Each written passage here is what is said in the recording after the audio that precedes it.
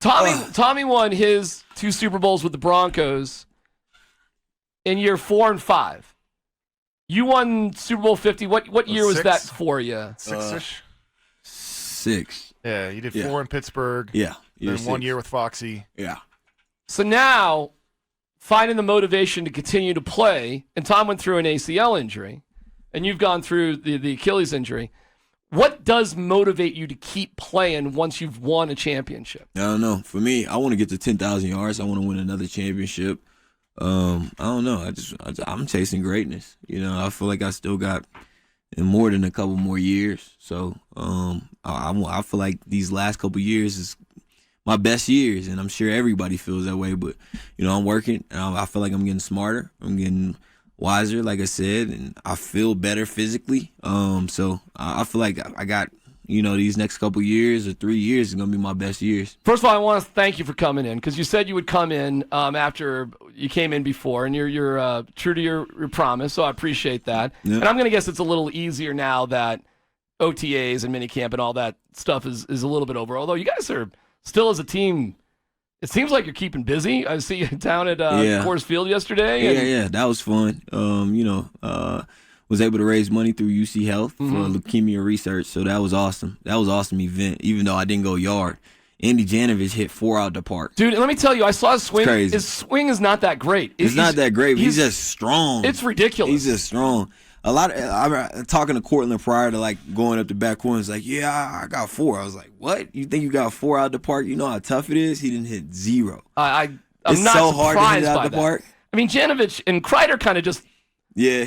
they're strong dudes. I was surprised by Case. How but that hard was were awesome. they throwing BP, though? It was a machine. 55. Oh, it was a that machine. makes it even harder. Yeah. If it was going 65, it probably would have been a little easier. Dude, it's pretty hard to jack a baseball at 55 miles an hour more than 350 That's feet. what I'm saying. Zeno hit it farther than Vinny Castilla. Geno's a freak. He's man. strong. That's ridiculous. Okay. We're seeing the videos. I don't even know what it's not quite a treadmill. I don't know what that thing is you're running with. Phillip, with the one with Phillip? Yeah. What is that thing? It's like a treadmill, but instead you're pushing it yourself, so it helps work with like your running mechanics.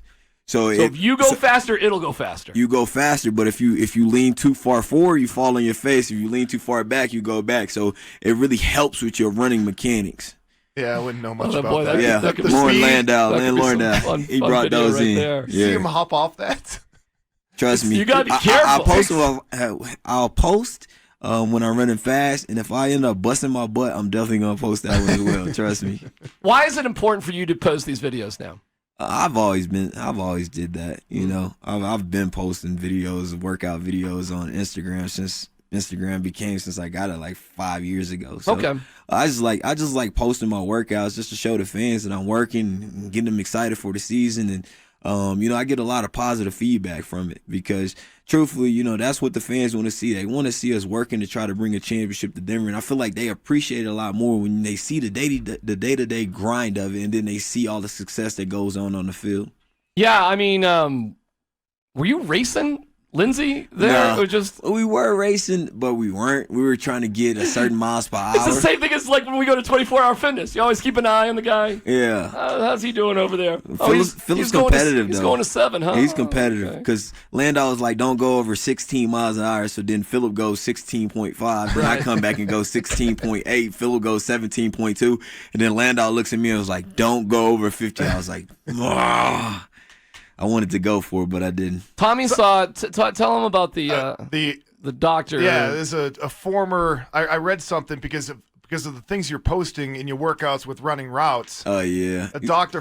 Did you read this? The former doctor from San Diego. He basically, diagnosed where you're at. Yeah, I had read that article. Yeah. I listen to a lot of media, even though people might not think in the article he tries to diagnose. Well, this is the same guy that said that I probably won't be back until, week this and week that in the season. Oh, has he and been, I'll be on PUP. He's and been all this type of stuff. commenting all along? So then he broke down my video and tried to say that I had a limp when I was making a turn, hitching my giddy up.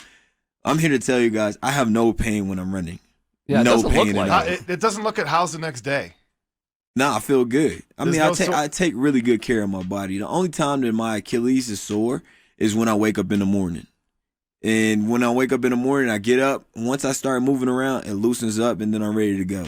I've been doing two-a-days. I haven't even been posting me running routes with the Broncos. I've been running routes with the Broncos, and then I'll go and run routes on my own as well. So I've been doing two-a-days on this thing. Your goals are pretty lofty. You think that you'd want to start off training camp with the team full go, I assume? Not full go. Not full go. They're not going to let me go full go. But even though I'm going to be ready for that moment, we're reporting 10 days earlier. Right. So there's no reason for me to go full go. So you're not going to feel that, training camp urge to get out there with the guys? Because Of course. I just wanted to Of say course with I'm gonna what feel happened it. with Kevin Durant Of course. and maybe feeling the pressure of the team getting – No, there's no pressure. There's no pressure because I know that at the end of the day, it's about week one. But if you ask anybody around the Broncos facility, Mike Tomlin used to always say, I'd rather say whoa than sick 'em, right? And I'm one of those guys that you got to tell me whoa. You ain't got to tell me go get it. And so just speaking to the Broncos staff, they're definitely going to be like, okay, whoa, let's back off. Okay, now go. Okay, whoa, okay, now go. But they know I'm going to have myself ready if they need me to go full go whenever. What's the difference once you put pads on? What do you mean? I don't know. Like weight-wise? Yeah, does training-wise, pressure-wise, intensity-wise, what changes, if anything? I don't know. I've been playing football for 20 years. Nothing? Yeah. Not a big deal. Yeah. Okay. Because I'm trying to think to myself, well, what is it that you're not ready to do? And I can't think of what that is. Just work them in slow, I guess, 7-on-7. Yeah, that's exactly what they're going to do. Individual. I'm going to start off probably with individual, then work my way into 7-on-7 and one-on-ones. Even though I can go full go, like you said, why rush? Right. What's the rush? Right. I'm already gonna be ready conditioning wise because I won't let them kill me. I kill myself every single day. I work my butt off every single day. I'm gonna be ready, but at the same time, when I'm ready, all right, now gradually put me in there instead of just throw me in there and just what I mean. So of course, even though I might be ready, full, why rush and just throw me in there? All right. Do you need or what kind of work do you need to do with Joe Flacco? What do you mean? Well, D-Mac's paranoid that you guys haven't had I'm any. not paranoid. You are. You're like, should they get together in this time off? Okay, should you get together in the time off? Why? I don't know, to develop a kind of rhythm, no. just sort of a bond, We'll be good. I mean, we got a month and a half of training camp. That's enough time. Yeah, you got a month and a half of training camp. All right. We'll be. I think me and Joe will be good. It'll be good to link up. I'll probably hit him up, but Joe's on the East Coast, so I would literally have to fly out there. He hasn't moved here yet. I mean, he moved here, but did he? His family is out there, Right. and a lot of all the guys really gone right now. Yeah, I know. Nobody's here. D-Mac asked me about because I've had some after season surgery or season within the surgery, and then after the season is over and everybody leaves and you're stuck there, Yeah, rehabbing. How dark is that? Because it was dark for me. There's only a few guys there. dude. January, February, when nobody's there. Yeah, if you would have talked to me probably 2 years ago, and when I had my nice, beautiful house in Houston, and I was seeing my family, I would have been upset about it. But truthfully, man, Denver has grown on me so much. Like, I love being out here. When I tell you the reason why I feel like I'm going to have the best season because I got so much peace. You know what I mean? Like, literally, I go to work at 9 o'clock. I get done at 2 o'clock. I go home. I chill. It's relaxing. Then I just get back up at 4 o'clock and I'm back on the football field. I don't have my family tugging me here and there and all these, different flights and all this different stuff, But specific to the rehab, when you're here in the off-season months, and there's only a few guys around rehabbing. Well, it's me and Phillip, and I've really been enjoying spending time working with Phillip because I'm talking to him about the mental side in terms of if we're gonna win a Super Bowl this year, this city is depending on us, and so if this city is depending on us, we gotta outwork everybody. We gotta have a different mentality. I'm talking to him about the goals that we gotta accomplish. I was telling him today, if you play against the Broncos offense, if Philip Lindsay goes in motion, you best believe the entire defense is looking at you. If you can be a threat, and we're working every day of trying to make him a threat, or he's already a threat, but tightening up his receiving so he can be a threat there as well. So you know, I feel like God don't make no mistakes. And, you know, hopefully, you know, the work that me and him doing, you know, you guys can see it during the season, you know, because that'd be amazing to see Philip Lindsay spread out wide and we spreading out people, and now he's on the linebacker. Good luck. Right. You know, So that's I hear what Don't you're give too saying. much of the offense away here, man. Huh? Just don't give too much of the offense away. I mean, everybody knows what's going on. If you don't, then you the don't. problem with Phillips splitting out is it leaves an empty backfield, and then we might have some pass protection problems. No, there. Yeah, we're talking Here's third something. down. We talking third down. 3rd and 4, okay. 3rd and 10 plus. yeah, 7-step we don't drop. Need to we don't need to pile on any of Emmanuel's teammates while you're here. Don't want to go empty. These man. offensive, You these guys don't offensive like the O line? I think they have a chance. I like Juwan James. I like the fact that they gave him so much money must mean something. I'll tell you what, there's been a lot of positive talk about the Reiner kid at left guard. Yeah. No, it's Yeah, And I right. tell you what, when we Derek got. Wolf is complaining about him practicing too hard, that's okay with me. Oh yeah, and Gossett as well. A lot of those guys said that. I was talking to Zach Kerr. We had game night at Derek Wolf's house, and they're saying that, man, this guy is good. You know, and I never heard him say that. And you know, Tommy's I feel like more concerned about the guy on way out left. who Bowles. Mm-hmm. Yeah. Well, Bowles got to get it together. He's led the league in holes the past 2 years, and trust me, we're having those conversations. Is You he know? is he open to those conversations? Yeah, he's open to him. He listens to me. So we're having those conversations. But at the end of the day, I think a good thing for Bowles is we got Munchak. He's one of the best. He's the best offensive line coach in the Right. league. So, and Ronald Leary's been talking to him a lot too. So we'll see. Okay. Yeah, he needs We'll help. see. Maybe have him come out to game night. Yeah, Well, I don't know. We'll see. Maybe not. Hey, look, he's already making my schedule for me. Yeah, you need to invite Bowles. You need to, By the way, so Bring him I into the hear inner circle. I hear what you're saying is that you're in a routine. The routine's working for you, so it's no big deal to keep going with the routine. I'm sure you're going to take some time in the summer to travel or do something. yeah, I mean, I got trips planned. I'm going to New York, and like a week before the season, I kind of just relax. So I go 2 days. I work throughout the weekends, and then the last week of training camp, I just do more recovery stuff, and then I just explode. How old are your kids? I got a 2-year-old and a 5-year-old. Yeah, trust me. How's the potty training going with the 2-year-old? Oh my God, my daughter, man. My daughter is the hardest thing. Is she getting it? She's trying to get it. It's not that. It's hard to just say no. You know, like. It's my Oh no, daughter. you can say yes. It's the change in the diapers is what just burned me out. That's why I never went for I don't number really 3. do that. I don't Tommy really went do for a that. third kid. Mm-hmm. Yeah, I help, but I'm happy that I'm happy we did. I got another daughter. Daughters are awesome. 5-year-olds daughter's are, ours. 5-year-olds tend to be great though because they can get their a little bit more independent, Yeah, right? Yeah, my son. Yeah, he's awesome. And does he understand what dad does for a living Oh, yet? he been new. If he sees you with a Broncos shirt on out in public, he's like, my dad is Emmanuel Sanders. No way. Yeah. Oh, he knows. He done. It's crazy. He started playing flag football. I coached him this ring of flag Come on. football. We were playing against third graders. The last game, he caught an interception. When I tell you, I was so proud. But all the parents was like screaming and hollering, and I wanted to. I was like, I'm gonna play this cool, but I can't wait until we get in the car to tell you how proud I am. It was amazing. How old were you when you started playing football? I was 12. Contact football. No, I was 12. So I come from like a small country town. So my uncle, which was like a father figure to me, like we didn't have football in the town. So he literally created a football league just for me and my cousin to play because we What? were the same age. Okay, Yeah. but tackle football, not flag football. No, we went straight to tackle. Okay. First game, we quit. We couldn't even finish halftime. What do you mean? It was a girl on the team. She was like beating us. We were 12 years old. Halftime, we couldn't even, like, we were so tired. And You didn't getting go beat. back out for the second half? No, we just quit. We were so tired. That's We too only funny. had, it was a small country town. We only had like 15 players, you know what I mean? So when you got to high school, what was the high school scene like then? High school was good. I mean, Okay. 12, when I started at 12, and then once we got to junior high, like we're like a couple of guys I played with when I went on to college, we were really good.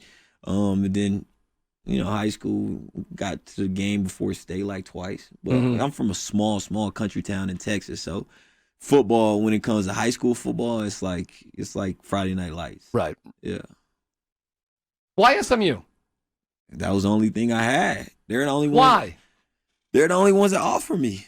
I mean, think about it. I'm from a small country Yeah. town. Nobody knew about me. And it was a guy by the name of Larry Emerson that was just driving through Belleville. He stopped and showed. I played quarterback my senior year. Oh, okay. And then I played running back. I played running back. I never played receiver. I played running back Gotcha. the whole time. I played receiver a little bit. But, you know, he took a liking to me and he offered me a scholarship.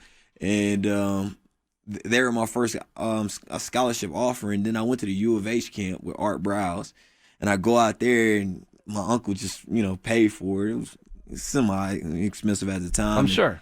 And so I go, and he sees, Art Browse sees me working out, and next thing you know, he calls me up to the office. He goes, you didn't get the scholarship offer that I offered you? I sent it in your mailbox? I was like, nah, Coach, I didn't get the scholarship offer, man. It's too late. I'm going to SMU. You know, that's a remarkable story just because sometimes you just need the opportunity, right? I mean, you got to be pretty talented, obviously, really talented. But what if you didn't? It's tough in high school, though, to, you know, especially coming from a smaller town, to kind of stand out to be found by, you know, college scouts. Yes. Whatever they are. Especially coaches. if you don't have any money. So, like, for me, I grew up, like, obviously my uncle was taking care of me, but we never went to any football camps because we couldn't afford it, you know? But if I would have went to the UTs and the A&Ms and Ohio States, easily I would have got a scholarship offer because they would have saw. You just could have got to one of those camps. If I could. But these days, you see a lot of these kids at 14, 15, they're already going to these camps. They're already getting that exposure, you know? But I didn't even know about it. I didn't even care to go to camps. I was just playing football just because I liked football. Did and there was you something to do. even care about going to college? No. Never thought that I would go to college. As a matter of fact, I was getting ready to go to the Army. Is that right? Yeah, I was going to go to the Army because I just wanted to get out of my small town. I was like, yo, I'm getting out of here. Like, I'm not staying here and just working at Sonic. But like, you had working at Sonic. You know was that it? Yeah. Was that the? I mean, I just feel like that's. I feel like the small country town I'm in, it's really like nothing to do out there. Like when I tell you, like my uncles, I had two twin uncles. One passed away. That's why I said had, but he was a bull rider. Bull ended up stepping on his head. He ended up passing away from that. Sorry. But, and the other one was a calf roper. Like I grew up around horses. Like Cowboy. I grew up going to rodeos. That's why a lot of people, they don't understand. Like I got a cowboy mentality when I play football because I grew up around the rodeo. You know what I mean? And so, yeah. You had to have somebody look out for you, though, a little bit. So if you were planning on going to the Army, how did you like college? College was cool. I went to SMU. It was definitely different. Yeah. You know, you got kids pulling up in Lamborghinis. Yeah, you and do. stuff, That's so a pretty ritzy school. Yeah, it was definitely different. But it taught me a lot. It taught me a lot how to network and stuff like that, which was pretty amazing. How much do you keep of that with you now, even with all the success you've had, where you came from, what it took to get where you're at? How much of that do you carry with you? I carry with me every day. That's the reason why, you know, I work my butt off because, you know, I don't want to go back to the circumstances I was born into, you know, and you know, I feel like I got this platform and I feel like God placed me on this platform. Why not take advantage of it? All you got to do is just keep working your butt off, right? So what's going to keep you here in Denver then? I mean, you know what's going to keep me here in Denver. I'm curious what you think is going to keep you here in Denver. 1,100 yards and a healthy season. All right. Do you want to stay here in Denver? Of course I do. But Chris Harris said, well, I'll give him a shot.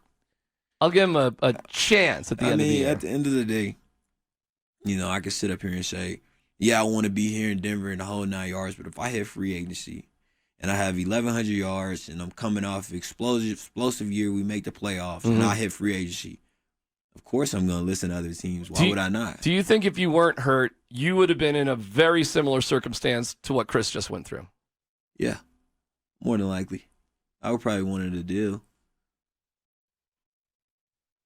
What were you thinking during Chris's time when he was going through all that? Chris was getting paid very, very low. Chris deserved to get that money. And a lot of people don't agree with sitting out, but at the same time, it's one of those situations that if he would have showed up, see, a lot of people, I always tell people, you have to if you can't put yourself in the shoes of an athlete and understand the situation at hand, then what are you really doing? You're just talking. Put yourself in those shoes and ask yourself, what would you do? Okay? And a lot of people say, well, if I was making that kind of money, I wouldn't complain. okay, if it was another radio personality that was doing just what you was doing, he was getting paid $50 million and you was getting paid $200,000, you'd be like, screw that. You know what I mean? Like, I'm not doing that. I'd have to be willing to accept the consequences of going somewhere else, though. Yeah. I'd have to be, and I think Chris was. Yeah, but the thing is you got to know your worth.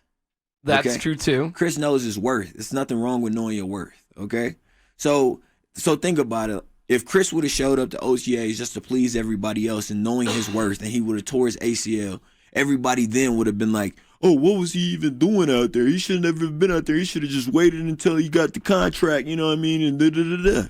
You know, you can't make everybody happy, but at the end of the day, you got to make the right decision. Chris I take it like this. He's a contractor for the Denver Broncos. He's a defensive back in the NFL, you know? And so therefore, if he's putting up these type of numbers, he deserves this type of money. And if they're not willing to pay this type of money, then he has to take his business somewhere else. Was he willing to sit out? At least I don't think it would have got there. All right, well, let me ask you this about I never saw it getting there. About yourself then. The money for this year for you isn't guaranteed until the year starts. Am I right on that? If I'm wrong, just correct me. Yeah. I'm right on that, okay? Yeah. You don't want to get hurt during training camp then. Of course not. So how much do you even need to or want to participate in training camp in light of what it's a huge financial, it's significant. I don't think like that. Okay. I don't think so. You're not, if he doesn't partake in training camp, they'll cut him. Will they? If he doesn't do anything? Nah. So they might. But the thing is this. I don't think like that. Okay? Because I know my worth as well. Football, I love football. Okay? Football has taken me here. The reason why I'm on this radio station. But I'm just not a football player. All right? I've already been offered job offers from other media outlets in the 7 figures. You know, so I've already prepared for this. So for me, I don't think like that because I know my worth. So the moment that they tell me to go, I'm going to put it all in God's hands and I'm going to give him my all. And if I get hurt, dust my hands off, hey, I'm good. All right, how about this then? You're healthy. It's great. Season starts. Awesome, right? Yeah. Now we're midway or we're whatever. We're into the season. Is that the right time for the team to come talk to you about some sort of extension? Yeah, we'll see. But or would you rather go to free agency? I mean, I feel like the Broncos are in a tough spot. Because at the end of the day, do you offer and like I said, I can't put myself in other people's shoes. Okay, do you offer a guy that he can possibly get hurt again? You know? So you really have to see, can he make it a whole season? Because truthfully, 2 years ago, I hurt my ankle, right? Missed the last 4. See, now you're starting to think like what we said behind these microphones. I'm sharp, man. I'm sharp. Look, man, I see. No, you're thinking like management. Well, you have to. You have from to. The other, you have to. The other side. Because it's business. I never mix business with personal. Like the Broncos know, like I love the Broncos. I love everybody in that organization, from Joe Ellis to John Elway to the whole training staff. I know I love everybody, but at the same time, it's business. So I understand where they're coming from, and they got to understand where I come from. You know what I mean? And so with that said, like I know what they're thinking. Mm-hmm. So it's no. Oh, you did me wrong. Like, no, it's none of that. You know what I mean? Like, no, it's business. You know, you have to do what's best for your business, just like I gotta do what's best for Emmanuel Sanders Incorporated. All right, we gotta take a quick break. I think we're getting along just fine. Everything's cool. Nah, we gotta start fighting. See, I don't know the background there, so I I do want to ask about the driving in the emergency lane. All right. Only if you want to, though. No, we can. It's not a problem. Because I find it funny. Yeah. It was funny. Okay. We'll get to it coming up next. It's The Drive with Tom Nalen and D-Mac.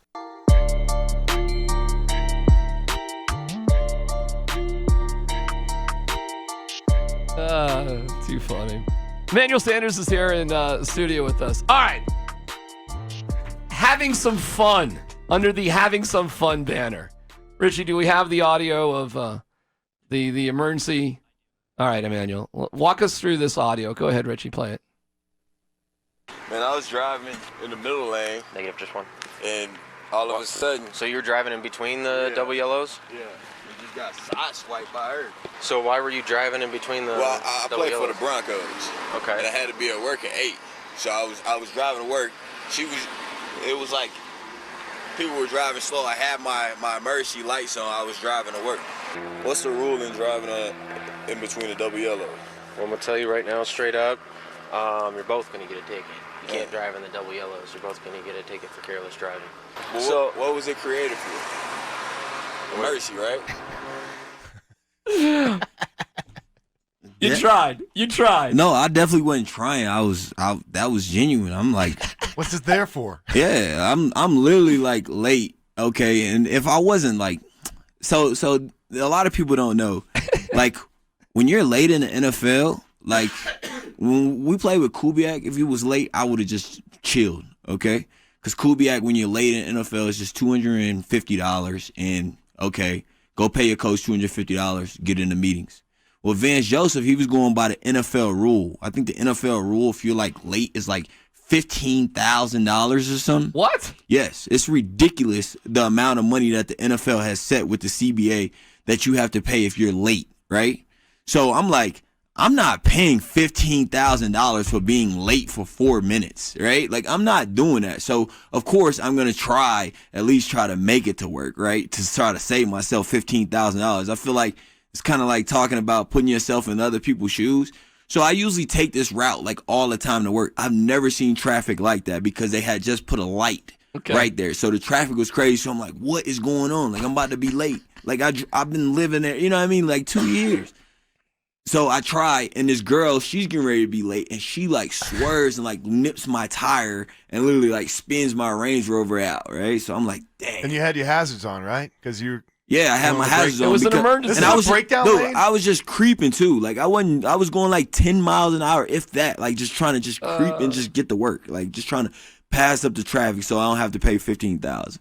And so I'm sure, and listening to that, and at the time, D-Mac was probably like, "Oh, this guy right here, you probably need to get rid of this guy. This guy." No, not about that. But we all had a laugh with it's an emergency. It was it's an emergency. It was an emergency for me. The Broncos, I gotta get to work. Hey, 15.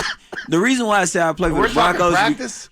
Because rationally, I was thinking like nobody really knows that. Nobody knows that. Like if you're late in the NFL and you go by CBA rules, you get fined $15,000. I know, but you can't tell a cop that that's an emergency. I mean, for me, it was an emergency for me. I understand. Hey, I'm not paying $15,000 if I can try. Well, you must have been late anyways. Right? What happened? You had to have been late. Yeah, but at least they ain't fined me $15. I got into a wreck, I guess, which is not good. Which is not good. Which is not good. But still, like in my head. Like I said, I wasn't trying to pay $15,000. When the audio came out, were you just like, oh, you got to be kidding me? I really don't care because at the end of the day, I'm human. The only difference between me and you is my life is under a magnifying glass. So I give at any little thing that I do. I got pulled over for a traffic ticket going 5 miles per hour, and it was all over the news. So for me, it's like, it's whatever. Talk about whatever you want. At the end of the day, I'm human. You know what I mean? Like, name one person that's perfect, right? Nobody's perfect, but I'm pretty close. Are you kidding me? Just ask if D-Mac's life was under a microscope, there'd be so much stuff about him. No, unfortunately, there's not. I wish you were right about that. I'm so bored. But I'm late for work. I work for the Fan. Again, you're how old are you, D-Mac? I'll be 50 next week. 50. Yeah. So think about if somebody was spotlighting you from 18 all the way up to you 50. You don't think somebody would know something about you? There'd be some moments. Exactly. That's what I'm saying. We're talking about 18-year-olds. Like when I'm talking magnifying glasses, we're talking about a lot of people assume, and I'm older now, you know what I mean? But I've been in the NFL since I was 21, 22 years old. You know what I mean? So think about it like that. You got to understand that too, Tom. Yeah, but I was an offensive lineman. There was no magnifying glass. Nobody cares. There was no glass at all. Yeah, for sure. No, we were under the radar. Under the radar. All right, when we come back, let's talk, get back into the Broncos. Talk quarterbacks, okay? All right. Because it's a pretty significant change. Last time you were here, you were honest about what the quarterback situation has been. And let's dig into the difference now. It's The Drive on the Fan. Now back to The Drive with Tom Nalen and D-Mac. We were just talking. Emmanuel Sanders is here. Hour goes by too fast, man. I tell you what. Man, don't talk to me about this because you should have told me to come in at 4 o'clock. I didn't want to press it too hard. I would have been here at 3 o'clock. Come on, really? Next time? D-Mac, I told you that last time. All right. I feel like I'll just take a day off. No, stay. Day off. Pick a time. Day off. I tell you what, day for me. Yeah. You pick a day that makes sense for let me you know. before training camp. Okay. And come in here for the whole show. Okay. And we'll go through calls and texts and the whole thing. We'll have fun with perfect. it. Before we get to quarterbacks, maybe quickly, Field Day. We are fans of Field Day. Yeah. We supported Field Day. We were pro Field Day. Yeah. Yes. But then I hear shocked that other former players were anti-Field Day. I don't understand that. I don't understand. We didn't get it either. But Belichick canceled like OTAs. They went and played paintball. And it's fine. Yeah. How's DT doing? DT's good. I talked to him. He says he's doing good. Okay. I need to call him. I've been telling him I'm going to call him and really, really catch up. But I'll probably do that soon. You know, I don't think any of us realized quite how serious that car accident really was. Could have been. Yeah. But, he went through, he got arrested, which was awful. Yeah. And once the details sort of came out about the crash, it was like, whoa, he could have been easily killed in that particular accident. Could have been bad. Have you talked to him about that or? Yeah, that's DT business. I don't really want to talk about. All right, is he okay? Yeah, he's good. From that, yeah, he's good right now. He's just signed with the Patriots. He's just trying to get back healthy because he feels like if he gets back healthy, he could possibly win the championship.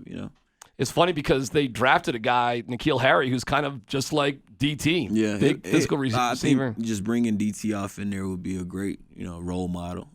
Showing a mentor. Mentor. Oh, okay.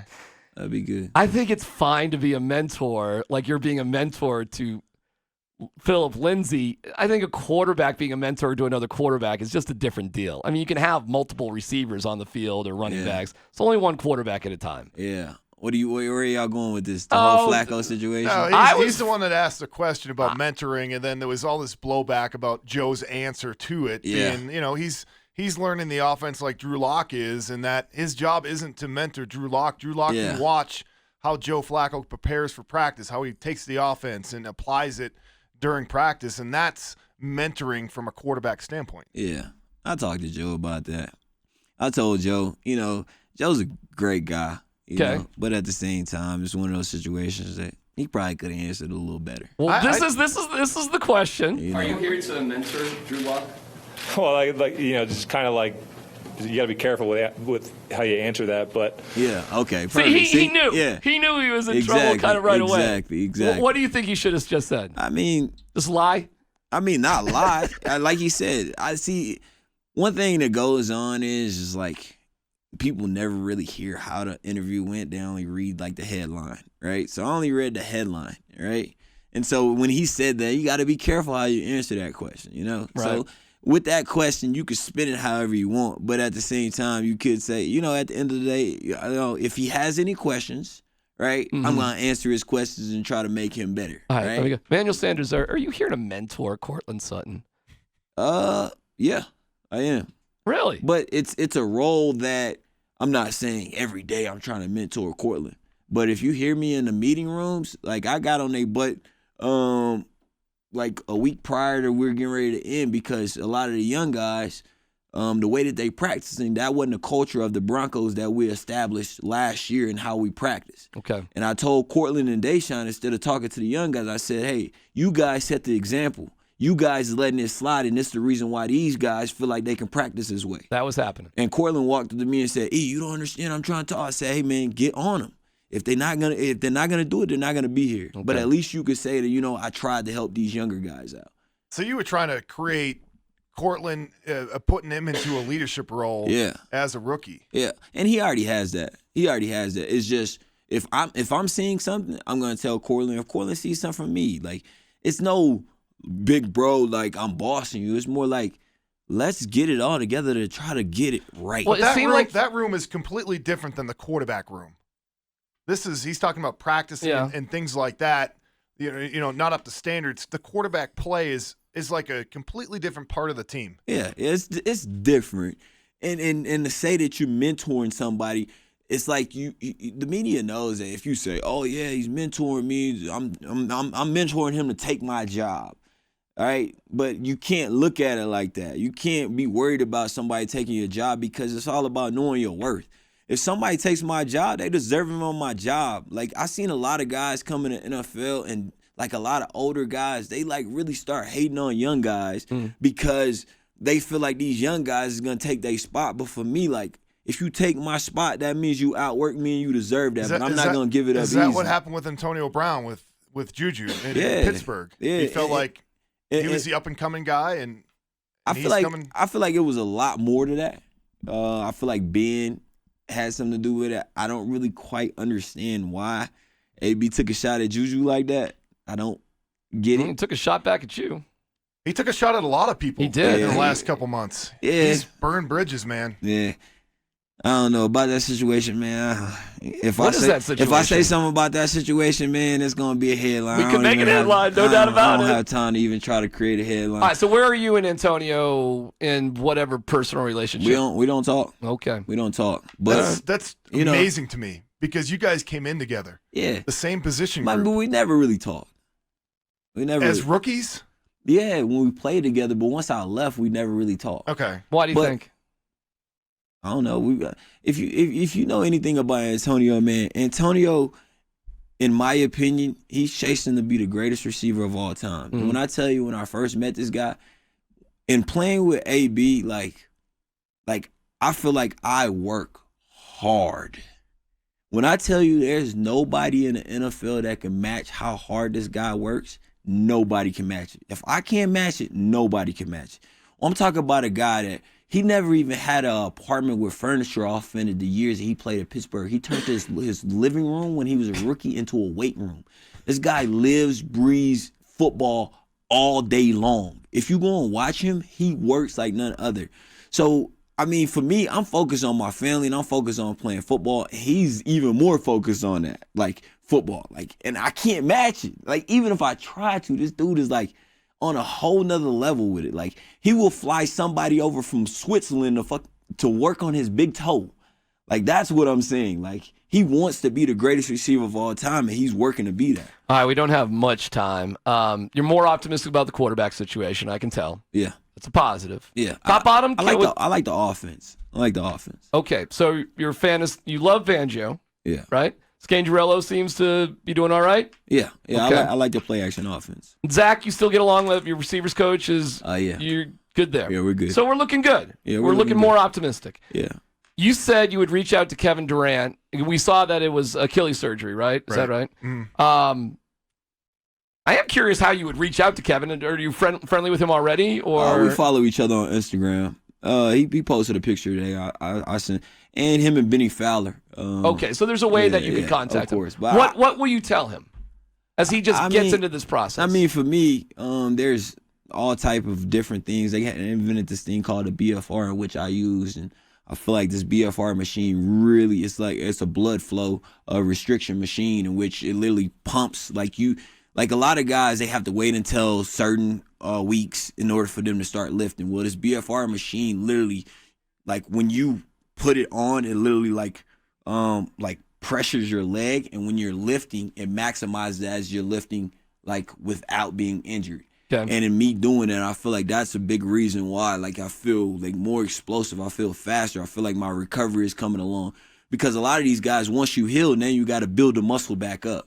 Well, the moment that I got out of surgery, like 2 weeks afterwards, I was already like lifting and using this BFR machine, which was helping me get stronger. I'm already 8 pounds heavier because I've gained so much leg muscle off of my legs from using this BFR machine. Do you think training at altitude helps? I don't know. I never really just say it does when you talk to Kevin, because we could talk about the Nuggets. We can talk about him coming here. You can talk about, how wait a year for him to come back. It's gonna be an interesting situation with him though, because what do you do? You're paying him for a year. If you really want him, you're paying him for the future, not this year. Right? Yeah. You tell me. Yeah. What do you do? I'm paying him. Sit out a year, get healthy. DeMarcus Cousins didn't come back for almost a full year. I think Golden State would have him back in a heartbeat. I think they'd sign him to a max contract no matter what. I think Kevin Durant's best bet is to sign with Golden State for one more year. and then hopefully playoffs he'd be back. Emmanuel, thanks for They're coming definitely in gonna here. make the playoffs. We appreciate it. Thanks, brother. Come back in This is cool. whenever you want. Morning. You could get bored because I don't know what happens now. Take your time getting in next time. Don't worry about being late. Man, that traffic was brutal. We could find him, right? He technically was a little bit late. And truthfully, I can't be late because, most of the time people pay me to do this. Oh, And y'all not cutting me no there checks you go. around here. There you go. Y'all not cutting me no checks. This is voluntary. No doubt about it. You know? These are just reps. No big deal. Yeah. Okay. Thank you, Emmanuel. Appreciate it. All right. Tommy, Richie, everybody, thanks for See you watching. guys. What was this on? Were we on TV? We have these new cameras. See, they're very subtle. That sort of stuff. Oh man, Yeah. y'all getting fancy around I'll here. tell you It's what. kind of creepy we didn't Next tell thing you about know, that. you guys gonna be on ESPN. Yeah. No, are you seen us? No. What do you mean? No, the good-looking guys. So you just got a face for radio? Oh, there's no doubt about it. We both do. The ways I fall short in life, Emmanuel, are endless. Trust me. Oh, we all right. We all right, human. Thank you. The only better guy looking than you is Richie. Look at our producer. Look how good looking that. Look at him. Perfect beard, smile, clothes. You just smell it. Oh, he's gonna play this. This is gonna be his ringtone. It's You saying that. ridiculous.